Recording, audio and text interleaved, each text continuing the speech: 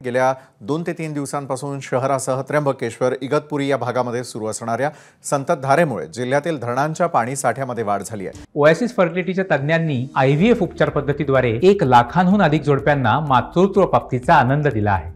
मोफत appointment book करण्यासाठी आजच संपर्क साधा। यंदाच्या मोसमातील नाशिक जिल्ह्यातील पहिला विसर्ग इगतपुरी तालुक्यातल्या दारणा धरणामधून करण्यात आलाय।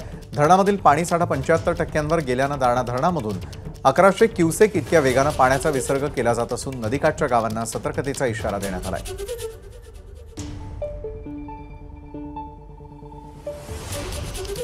आणि याचाच आढावा घेतला आमच्या प्रतिनिधींनी।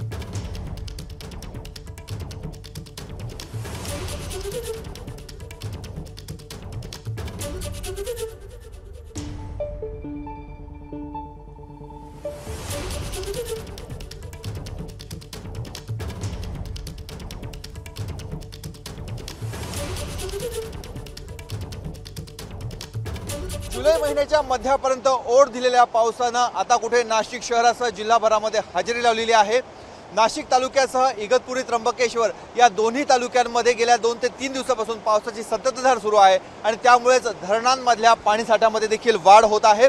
आपण आता दारणा धरणावर आहोत आणि यंदाच्या मोसमातला पहिला विसर्ग दारणा धरणामधनं सुरू झालेला आहे।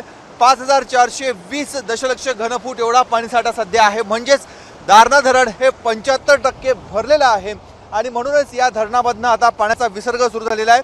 आपण आता बघतोय दारणा धरण 75% भरलेले आहे। त्याचबरोबर नाशिक शहरासह मराठवाडा आणि नगरला पाणी पुरवठा करणाऱ्या गंगापूर धरणामधला आजचा उपयुक्त पाणीसाठा 42% वर गेलेला आहे। त्याचबरोबर इगतपुरी तालुक्यातलं भावली धरण 96% भरले, भाम धरण 79% भरलेलं आहे। कश्यपी धरण हे आता 17% वर असलं तरी देखील पुढील काही दिवसांमध्ये पर्जन्यवृष्टी होईल असा अंदाज हवामान विभागाच्या माध्यमातून व्यक्त केला जातोय आणि आपण बघतोय की पहिला विसर्ग हा नाशिक जिल्ह्यातनं सुरू झालेला आहे। एक सुखद अनुभव, सुखद दृश्य या निमित्तानं आपल्याला बघायला मिळत आहेत। कॅमेरामन किरण कटारेसह मुकुल कुलकर्णी, एबीपी माझा, नाशिक। एबीपी माझा, उघडा डोळे बघा नीट।